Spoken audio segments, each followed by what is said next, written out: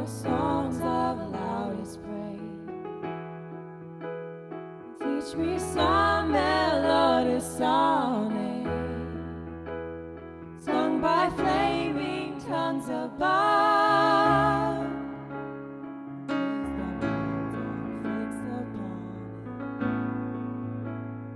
Mount of God's unchanging love. Here I raise my Ebenezer. Hither by thy help I come, and I hope by thy good pleasure safely to arrive at home. Jesus sought me when a stranger, wandering from the fold of God, from danger, interpose his precious blood.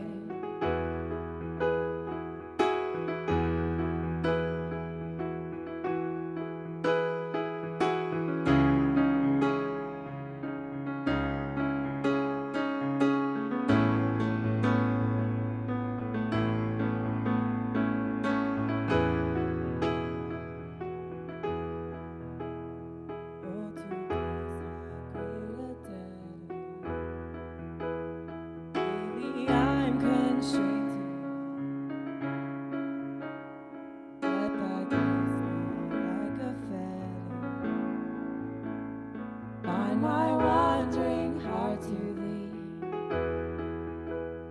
prone to wander, Lord, I feel it, prone to leave the God I love. As my heart, Lord, take and seal it for thy courts above. Prone to wander, Lord, I feel it, prone to leave the God I love.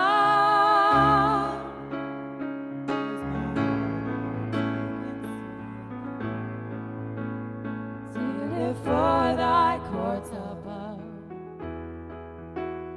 From the fount of every blessing, my heart to sing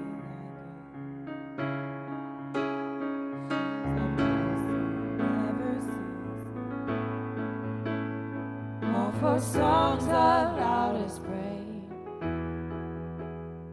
Teach me some melodious sonnet, sung by flaming tongues above.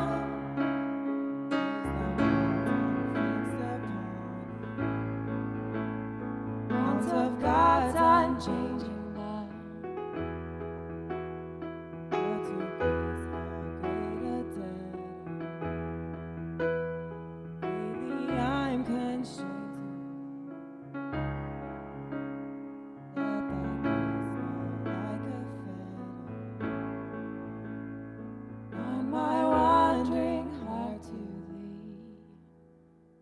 Would you give the Lord a hand clap of praise this morning? Amen. Bind us to you, Lord. You just take a moment to wave to your neighbor, whatever you feel comfortable with doing this morning. Go ahead and do that. Thanks for being here.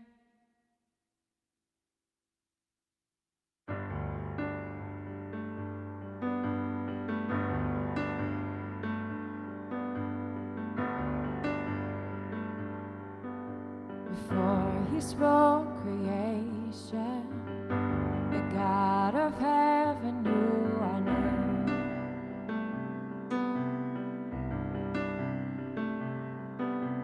Formed in his reflection, we are his glory on display. And his heart is good, he is always kind. With the cross he proved he is on our side. We are the sons, we are the daughters of God. No matter where we go,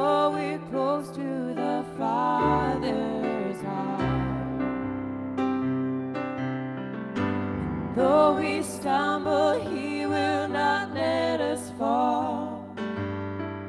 We are the Lord's, and He will never forsake His own.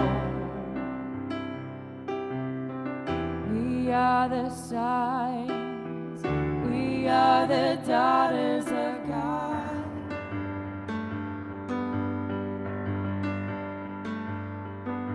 His love He lavished on us, and called us children of the King.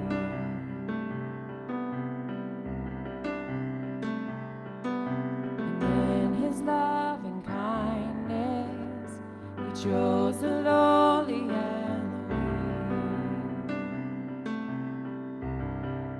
weak. His heart is good, He is always kind. With the cross He proved He is on our side.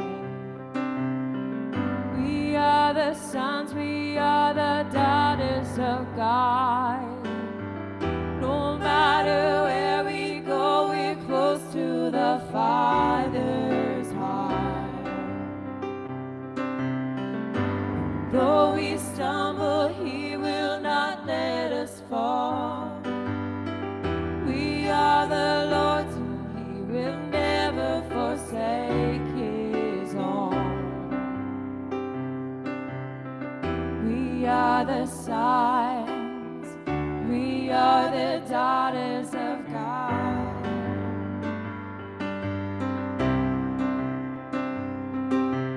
Lies speak louder than the truth. Remind me I belong to you. When I can't see past the dark of night, remind me you're always by my side. When the lies speak louder than the truth, remind me I belong to you. When I can't see past the dark of night, remind me you're always by my side. You're by my side. We are the sons, we are the daughters of God. No matter where we go, we're close to the Father's heart. Though we stumble, He will not let us fall.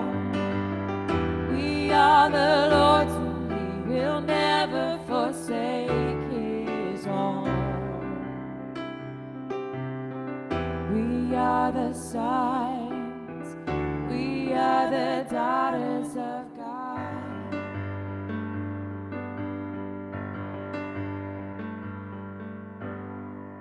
Man, aren't you glad for that this morning? That's all right, you can clap. You can clap for the Lord. Yeah. He's worthy of it. Amen.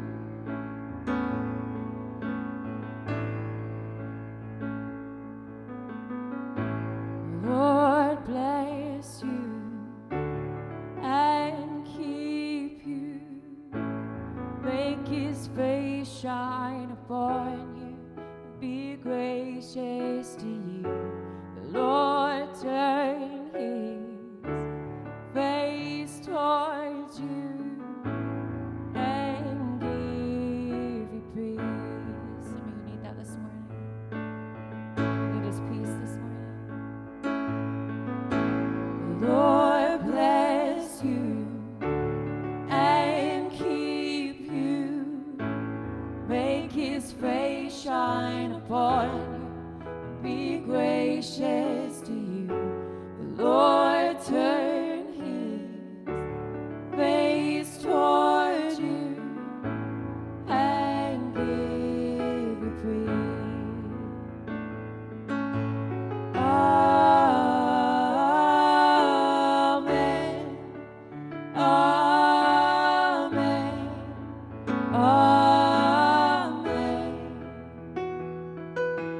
Amen.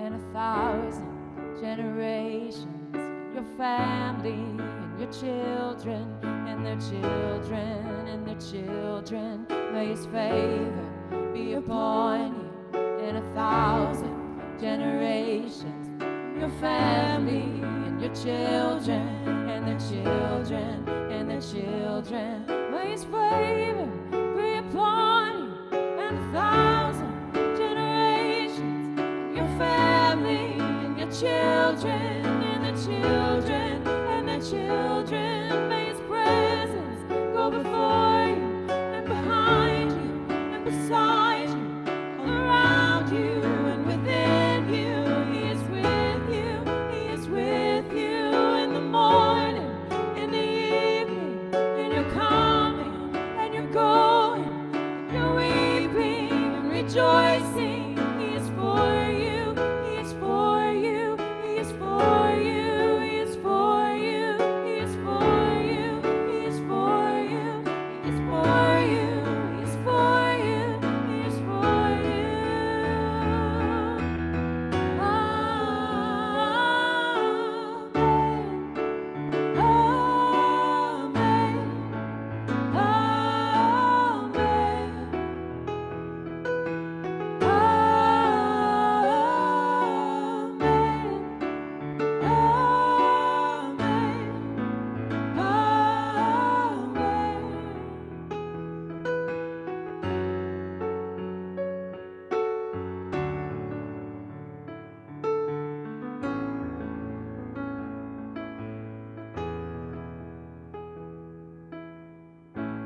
Lord bless you and keep you. Make His face shine upon you and be gracious to you. The Lord turn His face toward you and give you peace.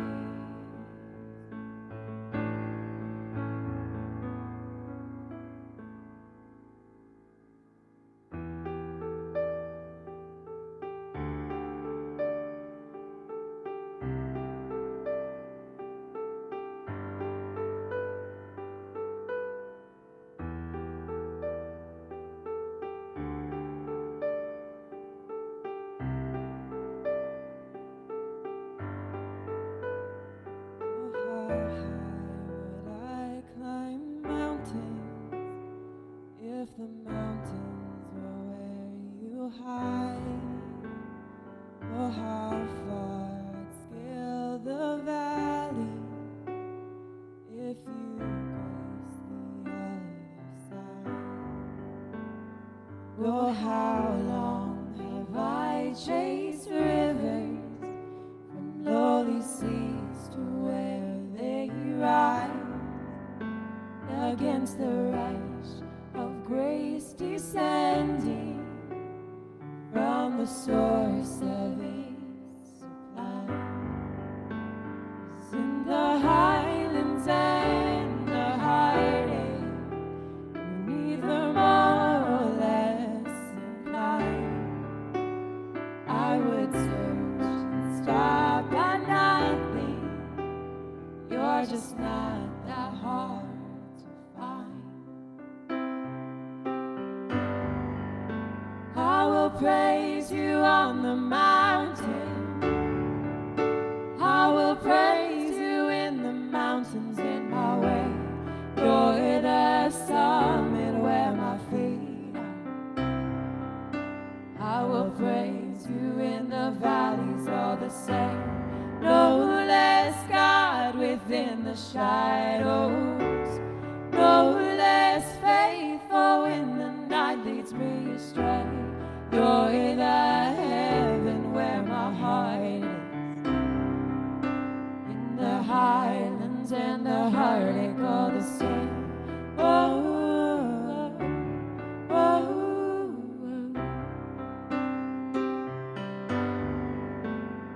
oh, how far beneath your glory does your kindness extend the path from where your feet rest on the sunrise to where So how fast would you come running if just to shadow me through the night? Trace my steps through all my failure and walk me out the other side. Who could dare ascend the mountain, that valley hill called Calvary, but for the one I call Good Shepherd, who like a lamb was slain for me. I will praise you on the mountain. I will praise you in the mountains in my way. You're the summit where my feet are. I will praise you in the valleys all the same. No less God within the shadows. No less faithful when the night leads me astray. You're the heaven where my heart is. In the highlands and the heartache all the same. Oh, oh, oh, oh. Whatever I walk through, wherever I am, your name can move the mountains wherever I stand. And if ever I walk through the valley of death, I'll sing through the shadows my song of ascent. Whatever I walk through, wherever I am, your name can move the mountains wherever I stand. And if ever I walk through the valley of death, I'll sing through the shadows my song of ascent. From the gravest of all valleys, come the pastures we call great, a mighty river flowing upward from a deep but empty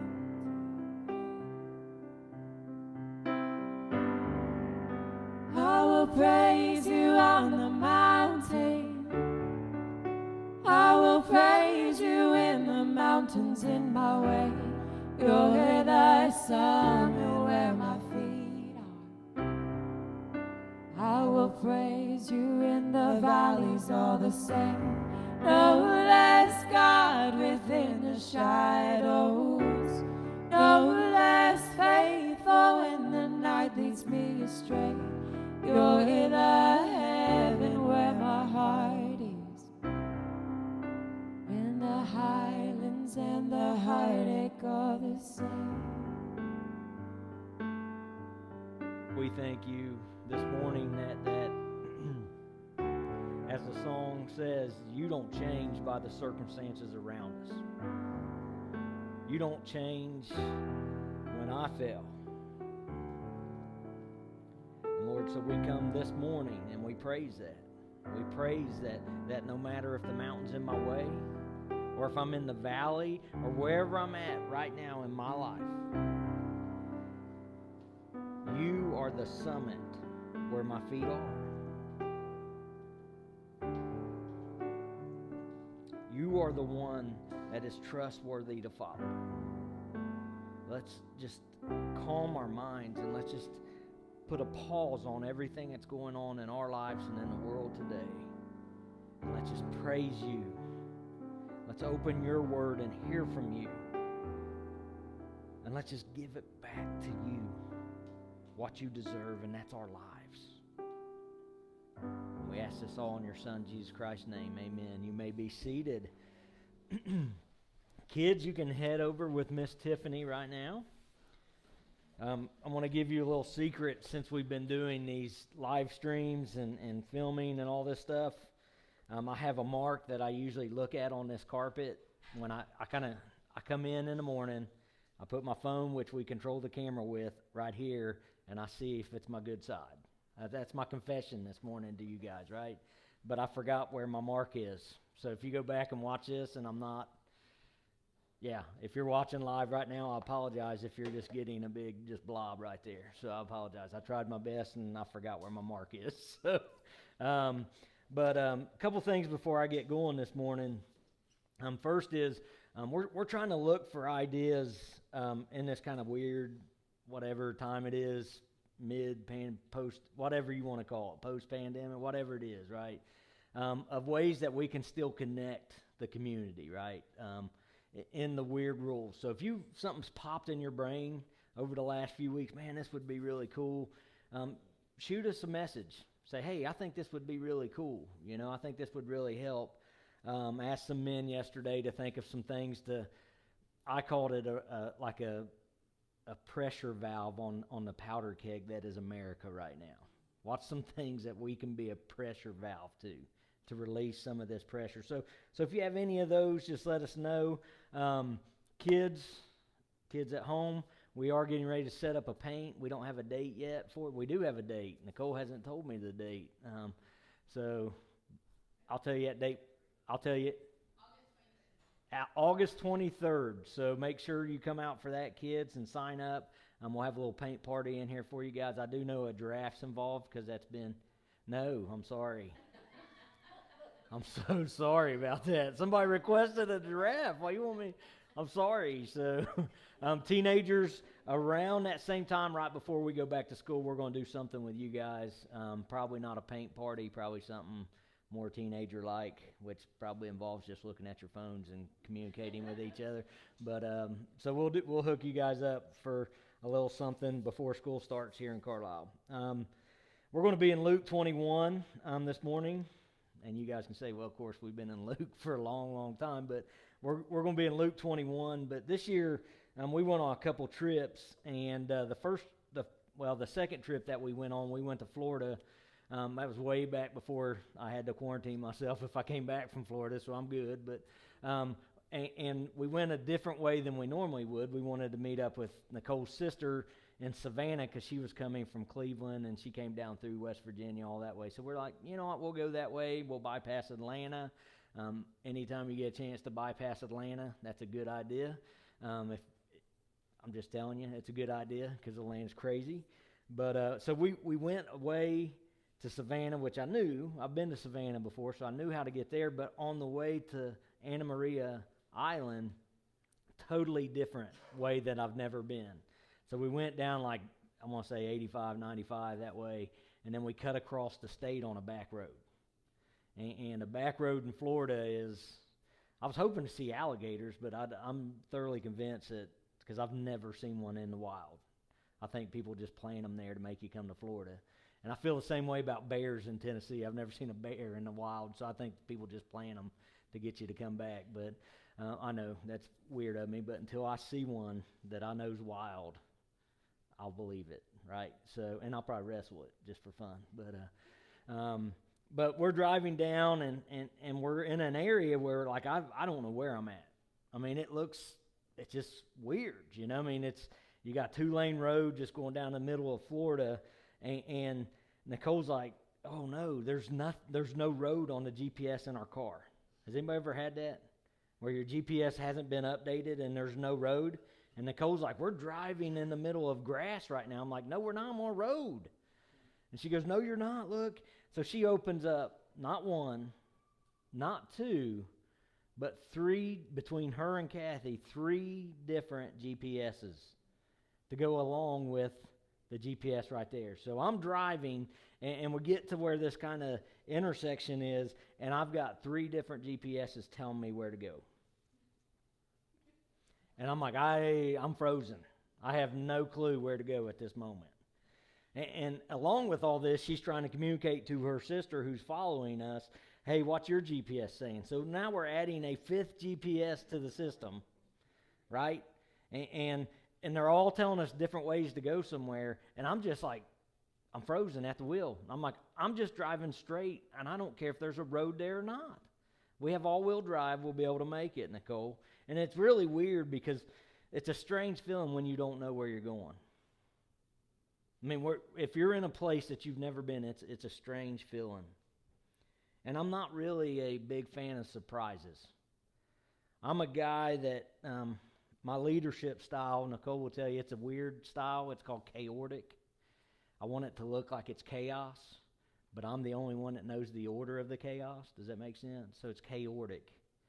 But I don't like surprises. I don't like things that I don't know that's getting ready to happen. So I've got a brain where I see things that are going to happen. And not that, listen, I'm not psychic. That's not what I'm saying. That sounded really weird. I'm definitely not psychic, but I have a brain that is always schematic on what's the worst that could happen here, right? And so I always plan for the worst, and then, you know, it just kind of happens that way. Not that I'm pessimistic either. I'm saying a lot of weird things this morning, but I'm not pessimistic. I just try to prepare for that. And so if I don't know where I'm going, my brain doesn't shut off. It's just constantly, and then I get frustrated, and when I get frustrated, the kids, Heather went on a trip with us one time to Washington, D.C. I'm not going to talk about that part of the Washington, D.C. trip today, but I'll talk maybe some other day. And it's like when I get frustrated, Heather notices something, my wife notices something. That's the moment Brody and Lily decide they're going to tear each other's hair out. Right? And it's like they just sense it. So I'm just not a huge fan of that. I like to keep things that way.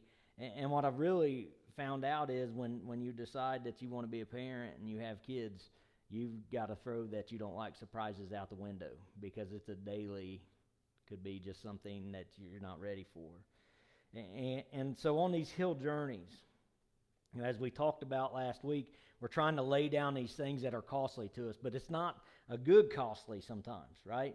Last week we talked about pride, and we got to lay down some pride and to follow Jesus, and we got to give him the things that we don't want to control, like we don't want to have anymore. And this feeling overtakes us at times when we're trying to trust God on journeys, this strange feeling of not knowing where you're going. We want the correct spiritual GPS playing in the background, trying to lead us. We want to hear God's voice like the English person's voice that I have on my phone GPS. Don't ask me why. I find it soothing. I'm not even going to try that accent, but I find a British person's accent soothing. But we want to hear that in the background as we're trying to follow Jesus. We want to hear God say, turn right here. You got 1.4 miles until you turn left. You go to this split of the road, you're going to take the one on the left, but take it slowly because it bends really. Now, Eric, be careful here if you approach this job offer, because it could veer you to the right. We want to hear those things from God, and we want to hear it in the background, and because we want a more comfortable journey. We want a journey that's comfortable to us, and we want to know every step of the way that we're going. And we want just a familiar journey. We want it to look like maybe, I'm trying to think of somebody in the Bible, but there's none coming to my brain because I don't want any of their journeys. It was crazy, right? Or like Abraham, who God just spoke to sometimes, like go this way, go that way. And really, we think it's all about comfort. And we think about following Jesus and my comfort should go hand in hand, which it doesn't. Number one, you can read all through scriptures and it doesn't. But really what it comes down to isn't comfort but control. We want control of the journey. We want the steering wheel. Nicole gets frustrated all the time because if we go on a long trip, I want to drive. She wants to drive. And sometimes it doesn't mix well because she likes to grab handles. Anybody else? Any ladies, you guys like grab handles? I'm going to tell you, it's going to cause us a wreck one day, Nicole. But it's really all about kind of, I wouldn't do that, God. I would rather do this. So in Luke 21, verses 5 through 9, remember Jesus just told them, right? They're just looking at this widow putting all that she had in the offering plate, laying her pride down and laying down in humility, laying her offering in the offering box, whereas the scribes, the religious leaders, were all puffed up, their chests puffed out, just giving a little bit of what they owned. And so while Jesus is saying this to them, verse 5, and while some were speaking of the temple, right? So some weren't even listening to Jesus. They were talking about the temple, how it was adorned with noble stones and offerings. He said, As for these things you will see, that you see, the days will come when there will not be left here one stone upon another, that it will be thrown down. And they asked him, Teacher, when will we see when will these things be, and what will be the sign when these things are about to take place? If you have a Bible open or you're reading through your Bible app, highlight those two questions. Those two questions really kind of show the heart of the people asking the questions. And he said, See that you are not led astray. For many will come in my name, saying, I am he. And the time is at hand. Now that sounds familiar in 2020 right now. Do not go after them. And when you hear of wars and tumults, do not be terrified. For these things must first take place, but the end will not be at once. So Jesus shares all this about the pride of the scribes and the sacrifice of the widow. And a few people, sort of like me, when I'm in a crowd or I'm on a tour or I'm following somebody, right? Or really sometimes when I'm at a wedding, this is what's weird about me. When I'm at a wedding, I can't, that's why I like performing weddings, because I'm not very comfortable at them, so I just talk during the whole time. And it makes Nicole very nervous. Funerals are the same way. It's not that I'm disrespectful. I just get nervous and I can't shut up. So it's easier for me to perform one. But just like these people, they start talking about how beautiful the temple is. Jesus is talking about pride and sacrifice. They start saying, hey, look how beautiful and the splendor of the temple was. And the temple began to be built in 19 BC, and it was finished being built in 63 AD. So 80 years total, somewhere around there to complete. 80 years to complete a building. And it was 39 acres big. So when I think of 39 acres, I mean, that's a big building. And it was gold plated. So everywhere on this thing, it just had gold plated on it. The only thing I could probably show you kind of figuratively is like if you're going down 75 and you see the mosque, they have some gold on top, but it's not even close to what the temple looked like. Every bit of it was covered in gold plates. So when the sun hit it, it looked like a sun of its own. It shone all of Jerusalem. And where there wasn't gold plated, they put white marble on it. So now you have this shiny gold with white marble, and it looked like a mountain with snow on it. It was unbelievable building. And so they started not just talking about that, they started talking about the offerings that made this possible. And Jesus is sitting here saying, now the pride of those think that they actually built it with their small little meanly offerings, but it's really more important that the widow here gave all she had, and they probably think that didn't do anything for this big splendid building. And this temple, this building was so revered by people that people would swear by it. I swear by the temple. Now, for us, that just makes us sound like, hey, I promise I'm going to do it. I'm going to do that kind of stuff. But back then, to swear by something was a legal binding contract. So you had to swear by something that you thought was going to live forever, right? So it wasn't uncommon for people to say, you know, I'm going to swear to you by this temple. And that means that they had to do it, right? Because they were basically in their mysticism, all that kind of stuff, for saying, if I don't do it, the temple's going to be destroyed, right? So it was just a splendid building. But Jesus gives this glimpse of what's going to happen to this splendor. In AD 70, Rome destroyed the temple. Now think about this. It took them 80 years to build, and they got to enjoy it fully for 7. And it was tore down. And you know, not only did they find splendor in it, they found their identity in it. They said, we're the Jewish people. We are now a city. We are now a state. We are now just a nation for God. And they found it because the temple was finally done. And that's who we are. So in AD 70, Rome burned it all down to the ground. And then when Caesar said, you know what, there was a lot of gold on there, so here's what I need you to do. They just burn it, right? So half of it was still standing. He said, I want you to remove every stone, and I want you to find every bit of gold that burnt down, and I want you to bring it to me. And so that had these people ask the two questions when Jesus tells them this, right? We see the other side of history. I believe that these two questions that they asked, we as followers will ask too. When will all this happen? And what signs should we look for? Those two questions. When will this happen? I don't have them up there. That's not my two questions of the day, but that's when will this happen and what should we look for, really revealed their heart. It wasn't about, hey, I love the temple so much. I want to see, I want to revere all this. They wanted control of it.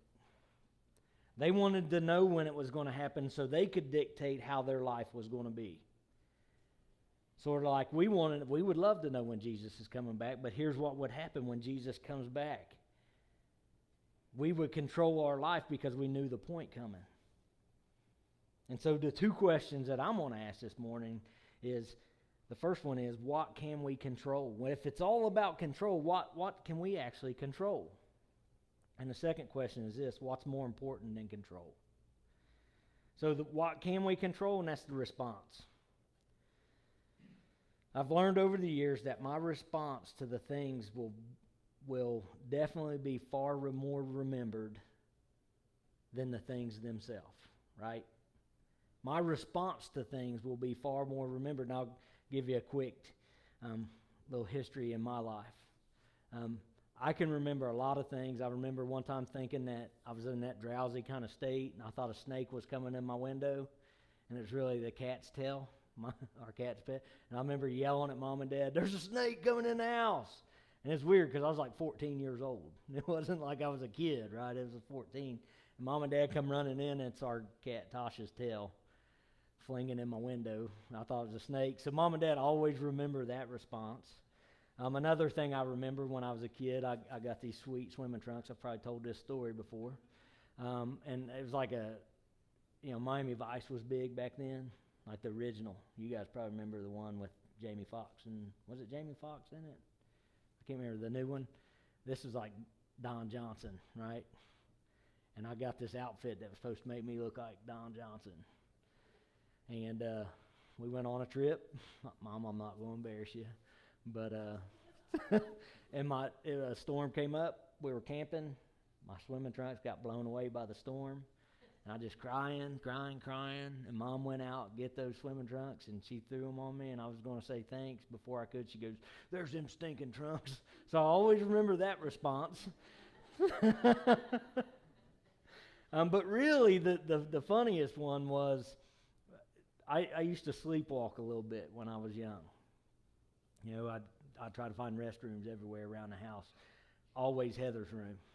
Don't ask me why it was always Heather's room, but it was always, like cucumbers and all this stuff. But one time I sleptwalked in the summertime and actually took a full shower while I was asleep.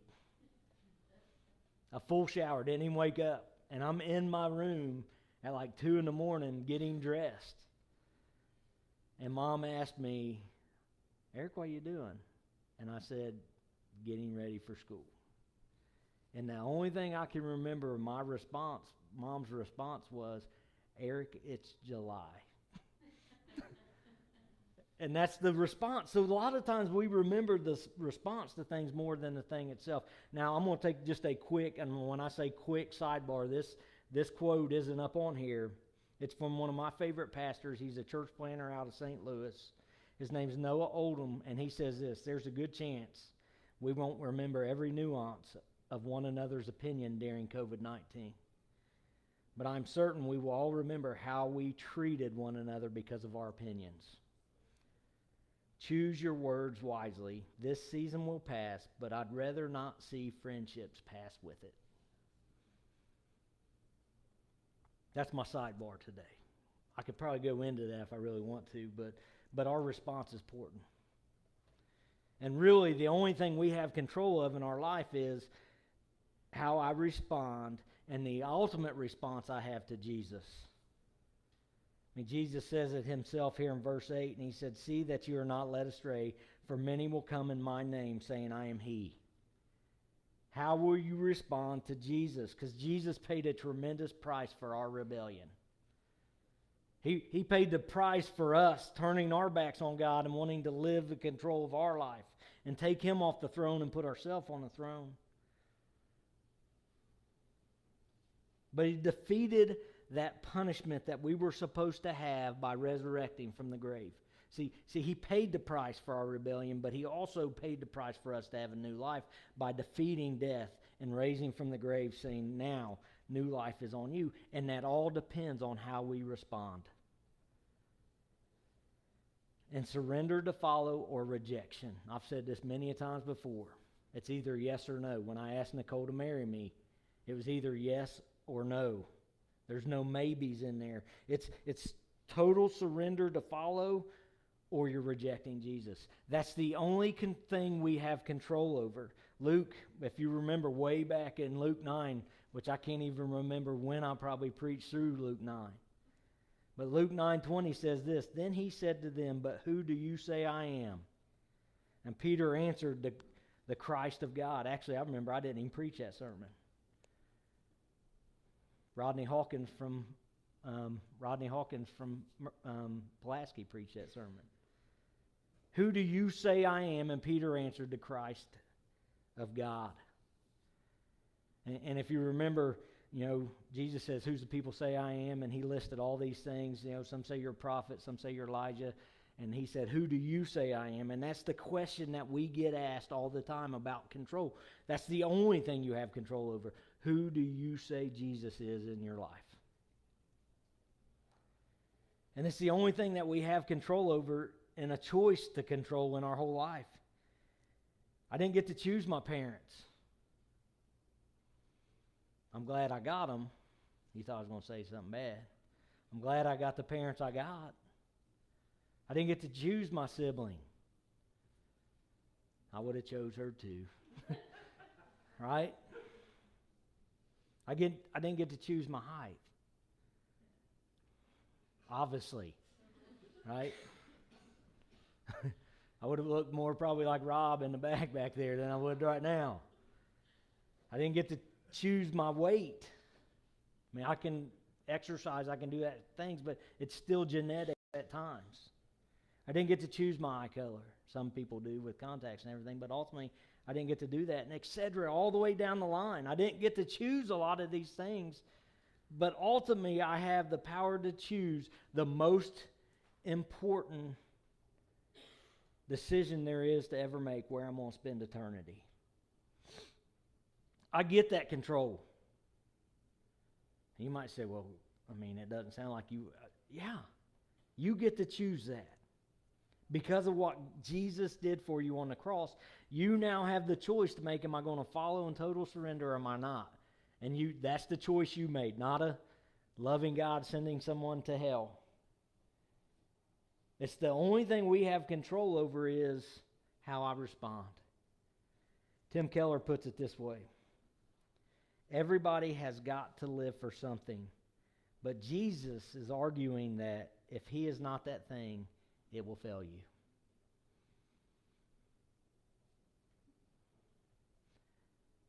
We have the control to live for something, but if it's anything other than Christ, the King, that thing will fail you. And that's exactly what Jesus is saying in verses 8 and 9. He says, if you're living for the temple's going to fail you. And if you're living in control to know when these things are all going to happen, that's going to fail you as well. The people will lead you astray. The people that will say the end times are coming. I've got the answer right here. Now, he tells us, he gives us things, but here's the thing I want you to understand. Ever since Jesus rose from the grave, those signs have been happening 2,000 years ago. They're not meant to get you ready just for the ultimate day. They're meant to long your heart to be reunited with your Savior and your King and to long and look for him, but it's also to set an urgency about who you live for and how you respond to who you follow. Even if we know when and what, things to look for, it will still fail us in the end if that's what we're living for. Giving Him control of our life is the only way to truly have peace in all of this chaos. It's the only way to have true peace in your life is to let Him have control of this journey. Which brings me to what's more important than control, and simply trust. Trust is a word that we throw around a lot these days. There's trust falls. Anybody ever done trust fall before? One of my favorite memes I've ever seen is there's a guy closes his eyes. He goes, "I trust you." It's not really a meme. It's just kind of a funny little thing. And he goes, "All right, I'm going to close my eyes. I'm going to fall." And the guy, everybody's standing behind him are like, "We love you. We got you. We got you." And then they say, "Okay, go ahead and fall." And he falls frontwards. Everybody's like, it's just funny too. I don't know why that's funny, but it's just funny that sometimes that's me. I'm like, I trust everybody. Boom. And then I just fall the opposite way. But, you know, and we trust a lot of things without even thinking. I mean, how many people came in here today and just plopped down on a seat? Now, some of these chairs, I check. I get in there and I'll shake it and I'll, you know, I mean, a lot of times we'll go home and we'll just sit in our favorite seat and we don't even think about it. We just plop down in it, right? You know, we trust car starters. If Matt was here this morning, he would say don't trust car starters because he's got like a brand new truck. He got it in December. And for the last week, every day he gets in it, it won't start. And so he's been battling, I can't remember which car lot it is, but here's the thing. The one time it messes up, that's when trust falls. That's when you start failing to trust that thing. And that tends to be the way we operate on our journeys. We'll only trust when the bottom drops out. God, you got to get me out of this mess. But when things are okay, you know, we don't even think about Him. We don't even look at Him. We forget all about seeking God in our life when everything seems to be okay. But when everything, the bottom drops out, and when all that stuff happens, guess what? That's when we automatically say, oh gosh, I need to trust you, God. And that's why I love that song that Maddie and Amber sing. It's one of my, here's what's crazy about that song. I've been listening to it mowing my grass probably the last 6 months. Probably a good song to come out in the time that we're in, but because they're saying, it don't matter what's in front of me. It don't matter where my feet are physically. You never change, and I'm trusting you in the good, the bad, and the just okay. And that's the danger of sometimes when we look at trying to control our journey, because we'll try to make everything comfortable, losing the fact that we are in control and that we've just kind of completely forgot about trusting God with our life. And when you don't trust something with your life and you try to control it all, you don't seek the thing that you find your trust in. Psalm 62:8 says this, trust in Him at all times. That little part right there, trust in Him at all times. That's not just the bad, and that's just not the mountaintops. That's the right there where most of life is. Trust Him at all times. O people, pour out your heart before Him. God is a refuge for us. And I left the word there at the end, Selah. Selah is like a musical pause back in the Hebrew language, and we're going to bring that up here in a second, right? So when I looked at that verse and I looked at these verses, knowing that what's more important than control is really trust, there's three things that I see in this. And when it comes to having trust over control. And the first one is you need to be aware. You need to be aware of the things in your life that you're trying to grab and try to control of. If you're a follower of Jesus, you've got to look at those things and say, hey, what am I trying to control? instead of giving trust to God. We talked a little bit about last week, like the things that you don't want back, the things that you want to give to God and trust Him in those things in your life. And the second is you need to be open, which is just another way of saying transparent. I've been trying this in my prayer life. I've been trying to the things that, like, if I want something, not that Nicole's ever said no that I want like a t-shirt or something like that, but if there's something I want and I know it's kind of big and it's kind of pricey, not that she gives me permission to do things, I'm gonna come at Nicole and be like, my computer's going bad. I probably need a new one. Or, the sound on TV's kind of messing up, Nicole. Or my big one lately is, man, I've had this car for like 12 years, Nicole. Man, a truck would be awesome. I could, you go at it and you approach it that way. Whereas with God, we'll do the same thing because we want to control the response. When He already knows. I mean, for me, that has been the biggest grip onto my heart lately is I'll come to God and I'll come like, oh gosh, I'm so humbly and I want to praise your name, but this. And I just kind of tenderfoot around the thing that I'm really asking God for when He already knows what I want to ask Him for. And sometimes it's just good that especially when it comes to forgiveness. God love you. I know you're full of grace and you're full of mercy.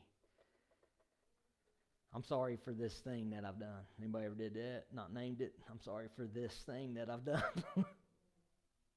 Be open, be transparent. This psalm, pour your heart out before Him. Hey, if you're mad, pour your heart out before Him. If you're hurt, pour your heart out before Him. This is trust over control. If we want to control, we won't trust somebody with those hurts and those struggles and all that kind of stuff. Be open, be transparent with it. And the last one is be in peace. When you trust Him with your life, be in peace. And you might say, well, how's that possible? I look at this word Selah, if you want to pop that verse back up, Nicole. At the very end of that, the Selah, this pause for breath. And Maddie Amber will tell you, Rachel, when she sings it, it's important to pause and breathe. Or you're going to go, you're not going to be able to hit everything, right? You're not going to be able to hit every note that you need to know. There's you guys think sometimes when I'm speaking it's dramatic pauses, but really I've went too long without taking a breath. And I just don't want to go, That Selah in our life is so important. It's a purposeful pause. So you can bring the peace and trust back. Now listen, I don't think God, remember I always say this, we live in a broken world, right? So this stuff that's been going on for 6 months, it's broken. This world's broken. Sickness, all this stuff wasn't a part of the original plan. And some of us got a Selah in our life, but if you're like me, that Selah over the last 2 months hasn't become that purposeful pause. It's been a control pause. I'm done. I'm going to be totally transparent with you this morning. I'm just done. Would have never thought back in March that I'm sitting in August wondering what's school going to look like. I'm just done. But here's what happens with my purposeful pause. This be in peace thing. I start letting the control come back in. And then when the control comes back in, I start grasping at things that I can control. And I start saying, I can control this. I can control that. And then I start getting angry when I don't have the control. And then all of a sudden I lose my Selah. I lose my purposeful pause to reflect on the God that is a refuge for us. And then without that trust, and I start grasping for control, now I create more chaos in my life because I don't even know where that control's at. So you got to be aware of it. You got to be open, and you got to be in the peace. Sometimes when I read my Bible in the morning, I don't turn my brain off. I go in it right with whatever's going on. I might go back to reading at night. That's what I used to do because I didn't sleep well. But ultimately, if I'm not in that peace, I'm bringing everything to God that I have. And I'm really, when I seek Him, I'm not seeking Him. I'm seeking Him for control of the things I want control over, not for His peace and not because I'm seeking Him for Him. And this is why trust is more important than control. Because our control is an illusion. We're never going to have full control. No matter what you think, you're never going to have full control. There will always be something out of control in our lives. Always. And not in a bad way either. You know, like kids. You know, kids aren't bad, but there's always, there's times it's just like it's out of control. I can't even stop it, right? It's good things and bad things. There will always be something out of control. But there's never anything that's out of God's control. Now, understand this and I'll say this really quick. God's not causing things. God's just in control. It's not that He's saying this, and this. Remember, that's that whole broken world, but yet He, in your life as a follower, and even there's still control in that. Remember, Jesus died for us. So ultimately the end, right? We know the end. And we're going to look at next week as well is it doesn't matter what happens because we know the end.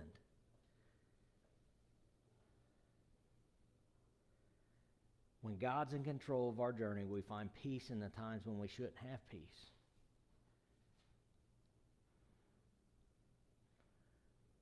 And when we have peace in times when we shouldn't have peace because we trust God, then we become peace in the times of chaos. So I'm going to ask the ladies come back up.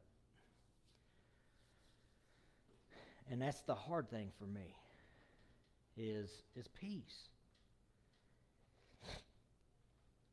You know, but here is the hopeful thing. No matter if it's hard for you or not, Jesus is still called the Prince of Peace. And I wish I could give you, other than these three things, I wish I could give you a physical example of me, how I've got this peace in the chaos, because I can't, because I haven't really been doing it.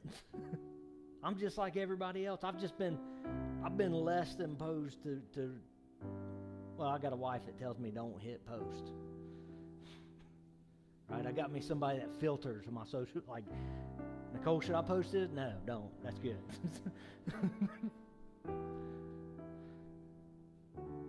So if I seem quiet on those platforms in the middle of the chaos, it's not because Eric's sitting there meditating and has peace. It's just I'm choosing to not get my frustrations out that way.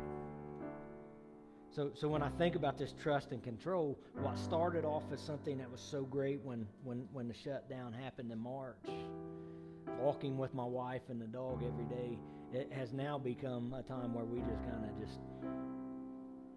just talk about everything that frustrates us. And it's like, gosh, and you come back and you're more angry. And I've drinking more coffee than I ever have, so that's not good either, because then I'm just like the Incredible Hulk, right? No, I know I don't look like him, but that's, And so what I've found myself doing is I'm trying to make sense of things instead of just seeking the one that gives you peace in the chaos. I'm trying to say, this is why this is happening. This is why this is happening. Where God's just saying, don't worry about why things are happening. Don't worry when they're going to happen. Don't worry what's going to happen. Just trust me with your life. Just trust me. Do the things I asked you to do in the midst of the chaos and just trust me. So 2 questions as I end. The first one is, have you responded to who Jesus is in your life? When he asked that question to the disciples, who do you say I am? Have you ever responded to that? There's only there's two ways to respond, yes or no. You are the King of Kings, you are the Savior, and you are the Lord of my life.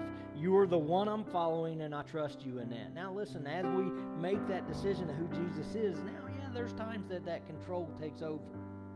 Which leads me to the second thing. Do you value control more than trust? Are you like me? Do you value control more than you do trust? Would you rather him, like these people, tell you everything that's going to happen? Because I'll tell you what'll happen that's happened in my life. When I ask for that, it doesn't matter if he tells me every step until I die. There's going to be something else I want to control. I want the drive-through to go faster. I want to mute certain people on TV. That's what I want. So that's why he doesn't give you these things. He just says, obey me and trust. Because peace is way better than the chaos that control comes with. That I don't have the answer. I don't know when all this is going to stop. I don't know it, but I know the one that gives me peace. And I'm just going to seek him in the chaos. I'm going to seek him when the mountain's in my way. I'm going to seek him when I'm in the valley. I'm going to seek him when everything's going well. Because he's that good. And he brings you the peace. I've seen it in my own life. I mean, I've told you guys, and I'm almost done. I've told you about the craziest year I've ever had in my life, and this isn't it. 2020 is not the craziest year that's ever happened to me and Nicole's life. Not even close. 2006 and 2007, summer from 2006 to summer or summer of 2007. I start off by losing my job. After I was yelling at a mechanic because I thought he was taking advantage of my beautiful bride. I lose my job. Nicole's father passes away. The day we found out officially we were pregnant, not we, but Nicole, with Brody. And so I had to substitute teach and I had to do all this stuff for a whole year, right? And then Brody comes along on St. Patrick's Day. And we're like, man, some peace in the chaos. And then the next day, 12 hours after he's born, he's got to have brain surgery.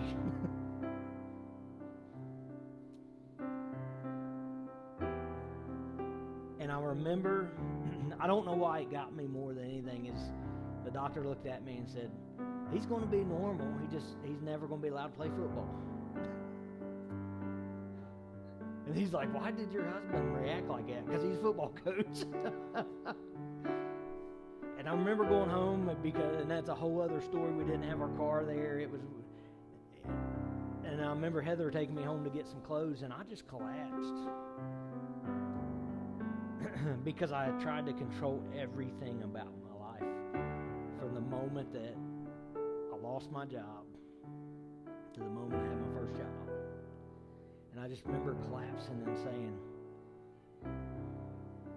why? Why now? And I just remember this just peace. It wasn't a voice, it was just a peace that said, it's going to be okay. It's going to be okay. And I want to tell you right now, this morning, whoever it may be in the building or at home, God's saying, trust me, because it's going to be okay. It's going to be okay. I promise you peace, and I'm going to give you peace. I promise you hope, and I'm going to give you hope, because you have a home with me one day, whenever that is. But it's going to be okay. Just trust me. Take the next step. Follow me the way that I've asked you to follow me. Love each other. Sacrifice your life for each other. It's going to be okay. So as I pray, I ask you to stand. Father, we come to you this morning, and I seek that personally in my life. Right now, this morning, I want to trust you. I want to trust you more than the control I want in my life. I pray for that one this morning that is either at home or in the building today, that is just in their heart, you're just saying, who am I to you? Who am I to you? And that they just respond, you are the Lord of my life now, and I want to follow you.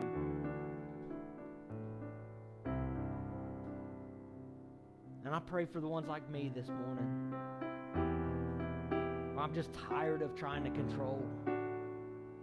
I'm tired of just trying to figure out how it's all going to work. I just want trust. I want to do your commands. I want to love the people around me. I want to love you and seek you daily. Take my control away from me. Let me just look at the opportunities you've placed to me right in front of my face on that next step I take. Let me trust. Lord, I give it to you this morning. I give you everything. And I ask this in your Son, Jesus Christ's name. Amen.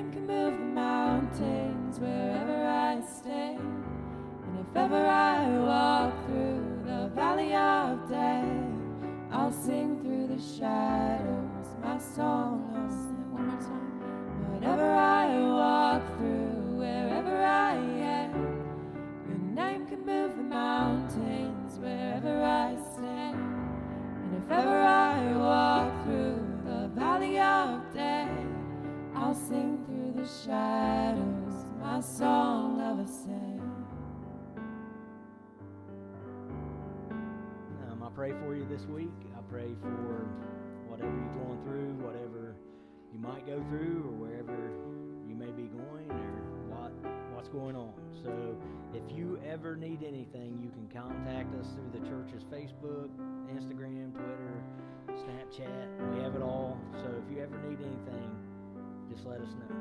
And know that there is peace in the chaos. And let's just remind each other at this week. So see you guys next week.